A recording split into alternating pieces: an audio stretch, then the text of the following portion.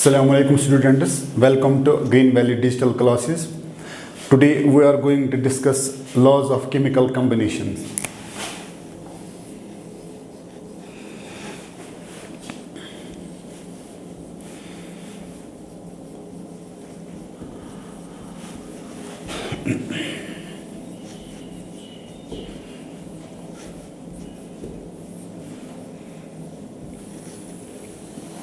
तो हमारा आज का टॉपिक है लॉज ऑफ केमिकल कम्बिनेशनिज्म। जो भी केमिकल रिएक्शंस होती है ना, वो अकॉर्डिंग टू सर्टेन लॉज होती हैं। उन्हीं लॉज को हम बोलते हैं लॉज ऑफ केमिकल कम्बिनेशंस। और ये लॉज टोटल में 5 हैं और उनके नाम क्या क्या हैं। पहले लॉ का नाम है लॉ ऑफ मल्टीपल प्रोपोर्शंस, दूसरे लॉ का नाम है law of conservation of mass. इसका और एक लॉ है मॉडिफाइड लॉ, जिसको हम बोलते हैं law of conservation of mass and energy. और तीसरे लॉ का नाम है law of constant proportions. Fourth law का नाम है law of reciprocal proportions. Fifth law का नाम है लॉ ऑफ कंबाइनिंग वॉल्यूम्स, या इसको हम गै-लुसाक्स लॉ से भी जानते हैं। तो अब हम करेंगे एक एक करके इंशाल्लाह डिस्कस ये लॉज ऑफ केमिकल कॉम्बिनेशन। तो यहाँ तक हमने क्या समझा, जो भी केमिकल रिएक्शंस होती हैं वो इन्हीं लॉज के अकॉर्डिंग होती हैं, इसलिए हम इन लॉज को बोलते हैं लॉज ऑफ केमिकल कॉम्बिनेशन। तो अब हम एक एक करके डिस्कस करेंगे लॉज ऑफ केमिकल कॉम्बिनेशन। सबसे पहले हम डिस्कस करेंगे लॉ ऑफ मल्टीपल प्रोपोर्शन।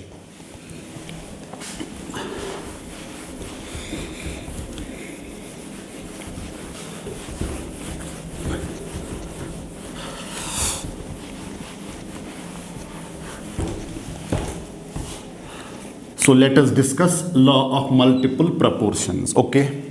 और चैप्टर का नाम है सम बेसिक कॉन्सेप्ट्स। 10+1 का पहला ही चैप्टर है और उसका ये एक टॉपिक है लॉज ऑफ केमिकल कॉम्बिनेशन। तो हम डिस्कस करते हैं अब what is law of multiple proportion. सबसे पहला पॉइंट ये लॉ दिया है, दिस लॉ वाज गिवन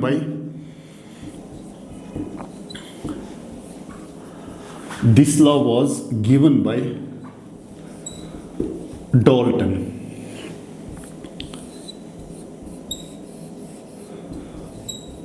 तो जो ये लॉ ऑफ मल्टीपल प्रोपोर्शन है ये दिया है डाल्टन ने, ठीक। This law was given by Dalton.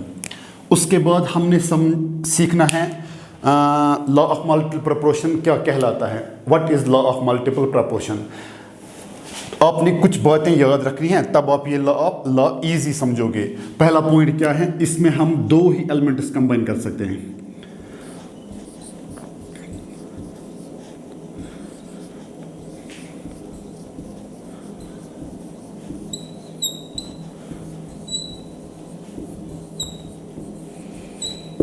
जब आप 2 एलिमेंट्स कंबाइन करोगे आपको मिलेंगे 2 या 2 से ज़्यादा कंपाउंड्स। ये बात सबसे इंपॉर्टेंट है। 3 एलिमेंट्स के लिए ये लॉ नहीं है, 1 एलिमेंट के लिए ये लॉ एप्लीकेबल नहीं है। इस लॉ में आपने सिर्फ 2 एलिमेंट्स कंबाइन करने हैं और कंपाउंड्स कितने मिलेंगे आपको, 2 या 2 से ज़्यादा। तो सेकंड पॉइंट ऑफ क्या याद रखोगे, पहला point this law was given by Dalton. जो ये लॉ ऑफ मल्टीपल प्रोपोर्शन है ये डाल्टन साहब ने दिया है। और दूसरा पॉइंट इसका, इसमें हम सिर्फ 2 ही एलिमेंट्स कंबाइन कर सकते हैं, 2 से ज़्यादा नहीं, 2 से कम भी नहीं। और कंपाउंड्स आपको 2 या 2 से ज़्यादा मिलेंगे। तो when 2 elements combine to form 2 और मोर कंपाउंड्स, ये सबसे इंपॉर्टेंट पॉइंट है इसका।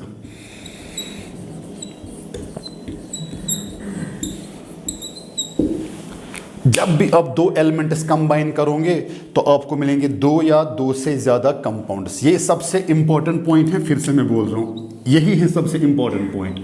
कभी कभार मेमोरी बेस्ड क्वेश्चन आता है इस पे, when 2 elements combine which law is applicable. आप बोल सकते हो सीधे law of multiple proportion. Law of conservation of mass नहीं होगा, लॉ ऑफ रेसिप्रोकल प्रोपोर्शन नहीं होगा, गै-लुसाक्स लॉ नहीं होगा, ठीक है। तो ये लॉ ऑफ डेफिनिट प्रोपोर्शन भी नहीं होगा, सिर्फ लॉ ऑफ मल्टीपल प्रोपोर्शन। इसी में हम क्या देखते हैं, इसी में हम सिर्फ 2 एलिमेंट्स कंबाइन कर सकते हैं और आपको क्या मिलेंगे, 2 या 2 से ज़्यादा कंपाउंड्स। अब इसकी डिफिनीशन समझेंगे हम एग्जाम्पल थ्रू। विदाउट एग्जाम्पल हम इसको अच्छे से नहीं अंडरस्टैंड कर सकेंगे, तो एग्जाम्पल थ्रू हम इसको समझेंगे। जब हम 2 एलिमेंट्स कंबाइन करेंगे आपको मिलेंगे वहाँ 2 या 2 से ज़्यादा कंपाउंड्स। अब इसकी डिफिनीशन समझेंगे मगर एग्जाम्पल थ्रू। तो अब आपने ख्याल रखना है।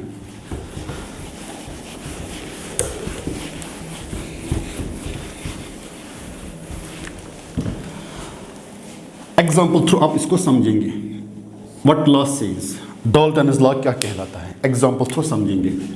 हमारे पास एक एलिमेंट है कार्बन, जब आप इसको रिएक्ट करोगे ना ऑक्सीजन के साथ, ठीक है, सिंपल से रिएक्शन है। जब आप कार्बन को ऑक्सीजन के साथ रिएक्ट कराओगे तो यहाँ आपको कितने एलिमेंट्स दिख रहे हैं, 2 एप्लीकेबल हैं। आपने अभी बोला था ना इसमें हमने सिर्फ 2 ही एलिमेंट्स कंबाइन करने हैं, कुछ भी हो जाए, ठीक। तो आपको क्या याद रखना है, फिर यहां से आपको 2 कंपाउंड्स मिलेंगे। एक कंपाउंड का नाम है कार्बन मोनोऑक्साइड और दूसरे कंपाउंड का नाम है कार्बन डाइऑक्साइड। ओके, तो यहां तक ठीक ला जा रहा है।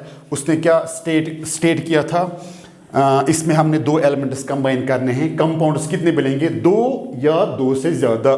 जब आप कार्बन ऑक्सीजन के साथ मिलाओगे तो आपको मिलेगा कार्बन मोनोऑक्साइड और दूसरे कंपाउंड का नाम क्या है, कार्बन डाइऑक्साइड। अब सीखते हैं आगे लॉ क्या बोलता है।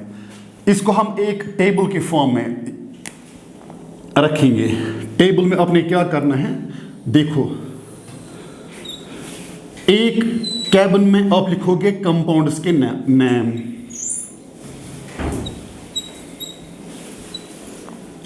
ठीक।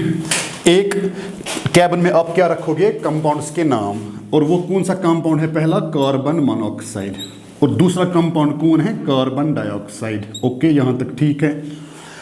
फिर दूसरे कैबिन में आप क्या करोगे, एक कैबिन में मास ऑफ कार्बन हम लेंगे,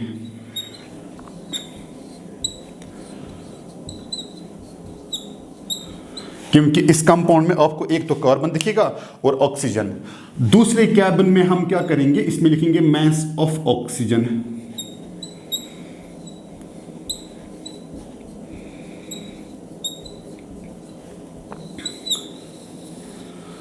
तो ये है टेबल कॉन्सेप्ट की कहानी।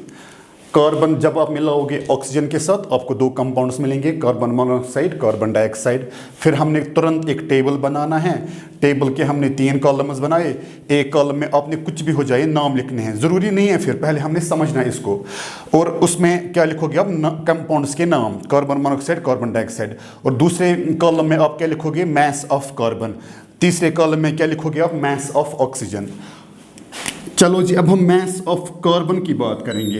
अब आपको पता ही होगा कार्बन का मास 12 होता है, ठीक। और यहाँ भी कार्बन डाइऑक्साइड में एक ही कार्बन है तो इसका भी मास 12 होगा, यहाँ तो कोई दिक्कत नहीं है। उसके बाद हम मास ऑफ ऑक्सीजन देखेंगे। ऑक्सीजन का एटॉमिक नंबर 8 है, जब आप उसको डबल करोगे वो बनेगा 16। तो mass of oxygen of which is find कर सकते हो 16। कार्बन मोनोऑक्साइड में मगर एक ही ऑक्सीजन है, इसीलिए मास ऑफ ऑक्सीजन हम लिखेंगे 16।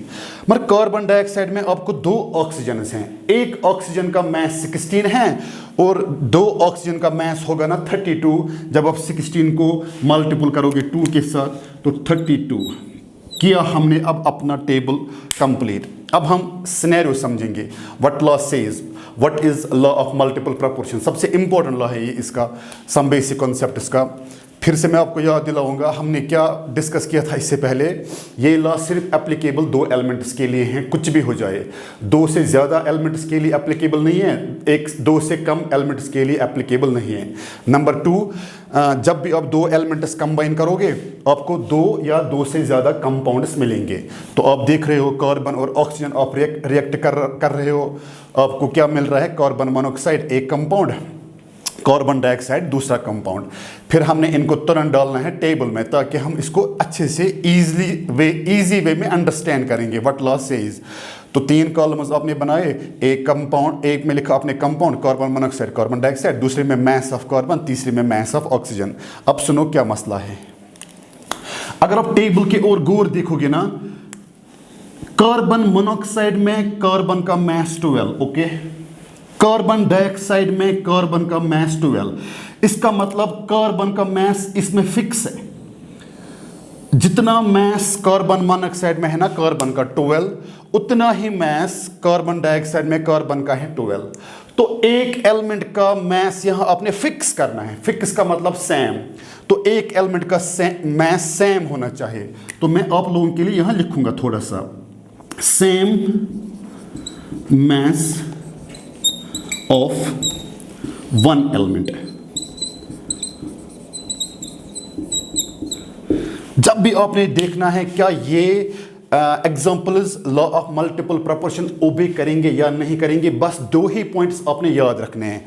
एक एलिमेंट का मास फिक्स होना चाहिए, कुछ भी हो जाए फिक्स। फिक्स का मतलब सेम, जैसे आप यहां देख रहे हो कार्बन मोनोऑक्साइड में कार्बन का मास 12, कार्बन डाइऑक्साइड में कार्बन का मास 12, तो एक एलिमेंट का मास सेम होना चाहिए। सेम के बदले ऑफ बुक्स में लिखा होता है फिक्स्ड, फिक्स्ड भी आप बोल सकते हो या सेम।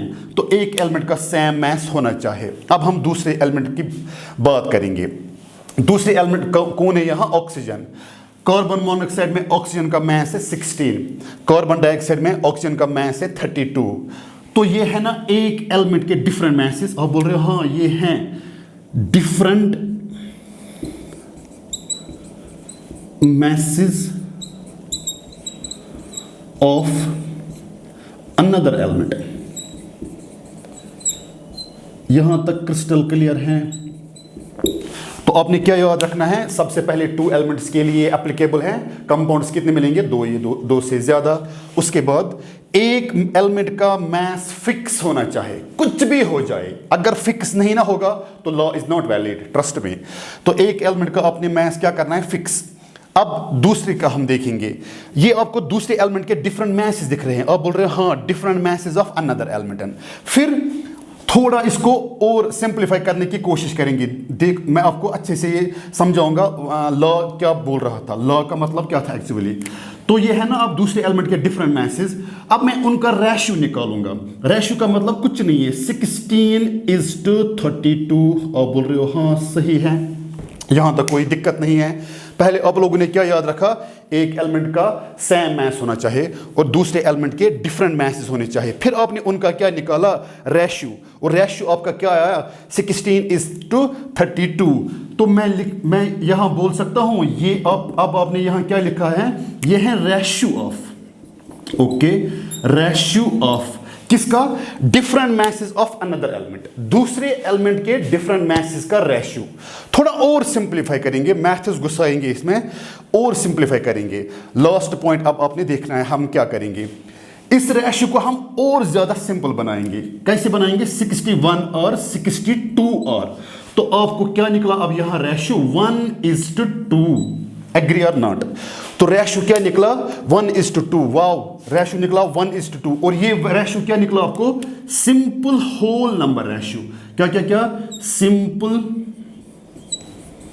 Whole number ratio. किनका किनका? Different masses of another element, different masses of another element. तो हम अब किस नतीजे पे पहुंचे? पहले आपने एक एलिमेंट का मास फिक्स करना है, कुछ भी हो जाए। फिर दूसरा, फिर आपने क्या देखा? दूसरे एलिमेंट के डिफरेंट मैसेज, फिर उनका रेशियो निकाला, वो हुआ आपका 16:32। फिर उनको और सिंप्लीफाई किया आपने, और सिंप्लीफाई करके आपको क्या मिला? 1:2। अब मैं आपको बोल रहा हूं जरा ये 1:2 क्या है? आप बोल रहे हो सिंपल सी बात है, ये है सिंपल होल नंबर रेशियो। किनका? Different masses of another element का। दूसरे एलिमेंट के डिफरेंट मैसेज के ये सिंपल होल नंबर रेशियो हैं। इतना ही बोला था डाल्टन ने। और लॉ ऑफ मल्टीपल प्रोपोर्शन अब देखो क्या होता है। एक एलिमेंट के ऑफ के क्या होने चाहिए?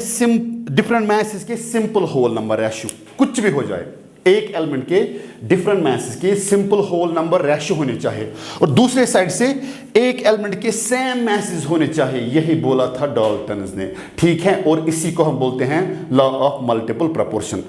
Let me recap again for you people. पहला point, it is this law was given by Dalton. Number 2, कितने एलिमेंट्स के लिए एप्लीकेबल हैं? सिर्फ 2 ही एलिमेंट्स के लिए, ना 2 से ज्यादा ना 2 से कम। तो वो लॉ बोलना सीधे एप्लीकेबल नहीं है। तीसरा पॉइंट, जब भी आप 2 एलिमेंट्स आपस में रिएक्ट कराओगे, आपको ज्यादा से ज्यादा या 2 कंपाउंड्स मिलेंगे या 2 से ज्यादा। अभी आप 2 से ज्यादा की भी एग्जांपल देखोगे इंशाल्लाह।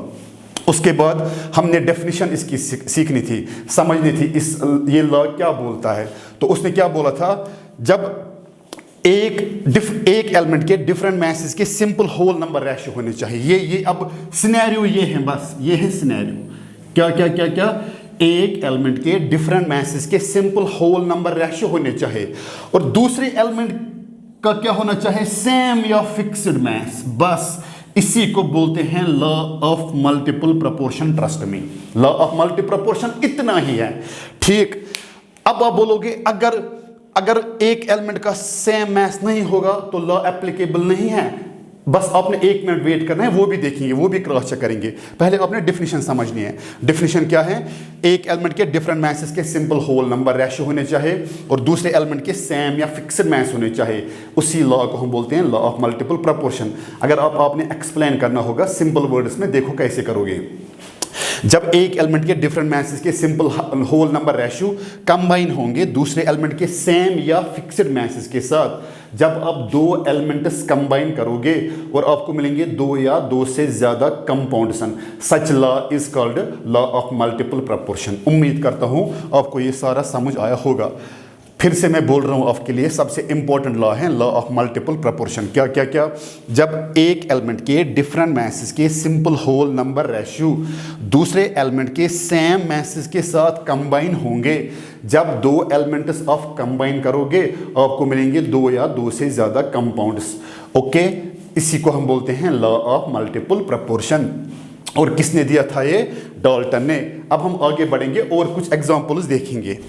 एक एलिमेंट के डिफरेंट मैसेस के simple whole number ratio combine होंगे दूसरे एलिमेंट के सेम मैसेस के साथ, उसी को हम बोलते हैं लॉ ऑफ मल्टीपल प्रोपोर्शन। अब मैं आपको और बेस्ट एग्जांपल दूंगा, टेक्स्ट का क्वेश्चन है, अक्सर सीबीएसई वाले ये क्वेश्चन करते रहते हैं। ऑक्साइड्स ऑफ नाइट्रोजन की बात करेंगे। क्या क्या, oxides of nitrogen, oxides of nitrogen. Okay,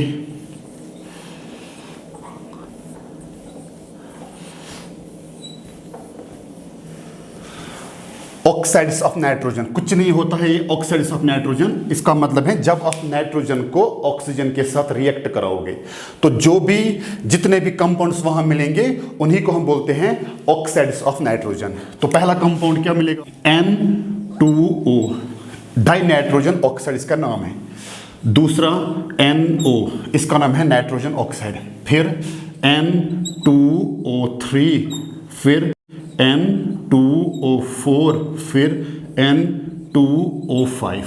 तो है ये हैं जी नाइट्रोजन के ऑक्साइड्स। कुछ नहीं, आपको सीधे दिख रहा होगा, 2 ही एलिमेंट्स आपको इसमें दिख रहे होंगे। एक तो नाइट्रोजन है, जितने होंगे उतने, आपको कुछ नहीं है उससे। एक तो ऑक्सीजन है।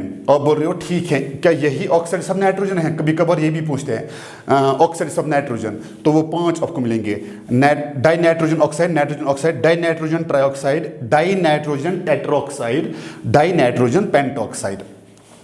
अब आपको क्वेश्चन करेंगे, क्या ये oxides of nitrogen law of multiple proportion follow obey करेंगे कि नहीं? आपने क्या करना है, आपने फिर से वही टेबल बनाना है, जल्दी से वही टेबल बनाना है आपको।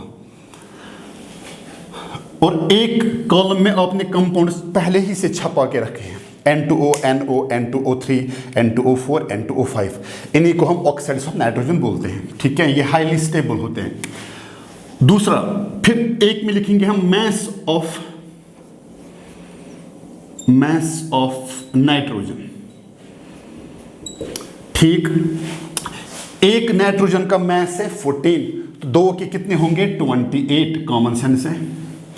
अच्छा, एक नाइट्रोजन का मैस है 14, यहां भी 28, यहां भी 28, यहां भी 28। उम्मीद करता हूं यहां तक आपको समझ आया होगा। और तीसरे कॉलम में हम लिखेंगे मैस ऑफ ऑक्सीजन, ठीक। ऑक्सीजन का मैस है 16, यहां भी 16 है, यहां है 48, एक का है 16, तो 4 के कितने होंगे, 64, और 5 के कितने होंगे, 80। तो उम्मीद करता हूँ यहाँ तक समझ आया होगा। तो हमने जल्दी जल्दी तुरंत क्या बनाया, टेबल, और इसी टेबल के अकॉर्डिंग हम इसको अब देखेंगे क्या ये oxides of nitrogen law of multiple proportion follow करेंगे कि नहीं। अगर करेंगे तो ठीक है, लिखेंगे लॉ इज एप्लीकेबल, अगर नहीं करेंगे तो लिखेंगे क्यों नहीं करते हैं। ठीक, मैंने आपको क्या समझाया था, what law says, law of multiple proportion किसको बोलते हैं, एक एलिमेंट के डिफरेंट मैसेस के सिंपल होल नंबर रेशियो होने चाहिए और दूसरे एलिमेंट के सेम मैसेस होने चाहिए, उसी को हम बोलते हैं law of multiple proportion, time ज़ाया करने के बगैर। तो आप सीधे देख रहे होंगे इस टेबल में, एक साइड से है मैस ऑफ नाइट्रोजन, पहले में है 28, दूसरे में है 14, तीसरे में है 28, 28, 28, यहाँ 16, 16, 48, 64, 80। ठीक है, अब बोल रहे हो अगर हम टेबल की ओर देखेंगे, यहाँ हमें एक एलिमेंट के सेम मैसेज नहीं दिख रहे हैं। ओके, यहाँ आपको एक एलिमेंट के सेम मैसेज नहीं दिख रहे हैं, चाहे आप ऑक्सीजन का क्यों नहीं ना देखोगे, चाहे आप नाइट्रोजन का क्यों नहीं ना देखोगे, तो किस एक एलिमेंट के सेम मैसेज होने चाहिए या फिक्स्ड मैस होने चाहिए, मगर आपको ये नहीं दिख रहे हैं। आप बोल रहे हो तो शायद ये नहीं करेंगे ओबे लॉ ऑफ मल्टीपल प्रोपोर्शन। मगर अगर मैं आपको एग्जांपल थ्रू समझाऊंगा, जब हम घर से बाहर निकलते हैं सबसे पहले हम मिरर देखते हैं, अपने आप को रीअरेंज करते हैं, अगर हम इस स्टाइल में ठीक हैं, अगर नहीं ठीक हैं तो और रीअरेंज करेंगे। जब हम खुद को रीअरेंज करते हैं ठीक दिखने के लिए, तो हमने यहाँ भी वो कॉन्सेप्ट यूज़ करना है, N2O4 फिर N2O5, तो है ये है जी नाइट्रोजन के ऑक्साइड्स। कुछ नहीं, आपको सीधे दिख रहा होगा, दो ही एलिमेंट्स आपको इसमें दिख रहे होंगे, एक तो नाइट्रोजन है, जितने होंगे उतने, आपको कुछ नहीं है उससे, एक तो ऑक्सीजन है। आप बोल रहे हो ठीक है, क्या यही ऑक्साइड्स ऑफ नाइट्रोजन है, कभी कभार ये भी पूछते हैं ऑक्साइड्स ऑफ नाइट्रोजन, तो वो 5 आपको मिलेंगे, di nitrogen oxide, nitrogen oxide, di nitrogen trioxide, di nitrogen tetraoxide, di nitrogen pentoxide. अब आपको क्वेश्चन करेंगे क्या ये oxides of nitrogen law of multiple proportion follow obey करेंगे कि नहीं। आपने क्या करना है, आपने फिर से वही टेबल बनाना है, जल्दी से वही टेबल बनाना है आपको, और एक कॉलम में आपने कंपाउंड्स पहले ही से छपा के रखे हैं, N2O, NO, N2O3, N2O4, N2O5, इन्हीं को हम ऑक्साइड्स ऑफ नाइट्रोजन बोलते हैं। ठीक है, ये हाईली स्टेबल होते हैं। दूसरा, फिर एक में लिखेंगे हम मैस ऑफ नाइट्रोजन। ठीक, एक नाइट्रोजन का मैस है 14, तो दो के कितने होंगे 28, कॉमन सेंस है। अच्छा, एक नाइट्रोजन का मैस है 14, यहां भी 28, यहां भी 28, यहां भी 28। उम्मीद करता हूं यहां तक आपको समझ आया होगा। और तीसरे कॉलम में हम लिखेंगे मैस ऑफ ऑक्सीजन, फटोफट। ठीक, ऑक्सीजन का मैस है 16, यहां भी 16 है, यहां है 48, एक का है 16, तो 4 के कितने होंगे 64, और 5 के कितने होंगे 80। तो उम्मीद करता हूँ यहाँ तक समझ आया होगा। तो हमने जल्दी जल्दी तुरंत क्या बनाया, टेबल, और इसी टेबल के अकॉर्डिंग हम इसको अब देखेंगे क्या ये oxides of nitrogen law of multiple proportion follow करेंगे कि नहीं। अगर करेंगे तो ठीक है, लिखेंगे लॉ इज एप्लीकेबल, अगर नहीं करेंगे तो लिखेंगे क्यों नहीं करते हैं। ठीक, मैंने आपको क्या समझाया था, what law says, law of multiple proportion किसको बोलते हैं, एक एलिमेंट के डिफरेंट मैसेस के सिंपल होल नंबर रेशियो होने चाहिए और दूसरे एलिमेंट के सेम मैसेस होने चाहिए, उसी को हम बोलते हैं law of multiple proportion, time ज़ाया करने के बगैर। तो आप सीधे देख रहे होंगे इस टेबल में, एक साइड से है मैस ऑफ नाइट्रोजन, पहले में है 28, दूसरे में है 14, तीसरे में है 28, 28, 28, यहाँ 16, 16, 48, 64, 80। ठीक है, अब बोल रहे हो अगर हम टेबल की ओर देखेंगे, यहाँ हमें एक एलिमेंट के सेम मैसेज नहीं दिख रहे हैं। ओके, यहाँ आपको एक एलिमेंट के सेम मैसेज नहीं दिख रहे हैं, चाहे आप ऑक्सीजन का क्यों नहीं ना देखोगे, चाहे आप नाइट्रोजन का क्यों नहीं ना देखोगे, तो किस एक एलिमेंट के सेम मैसेज होने चाहिए या फिक्स्ड मैस होने चाहिए, मगर आपको ये नहीं दिख रहे हैं। आप बोल रहे हो तो शायद ये नहीं करेंगे ओबे लॉ ऑफ मल्टीपल प्रोपोर्शन।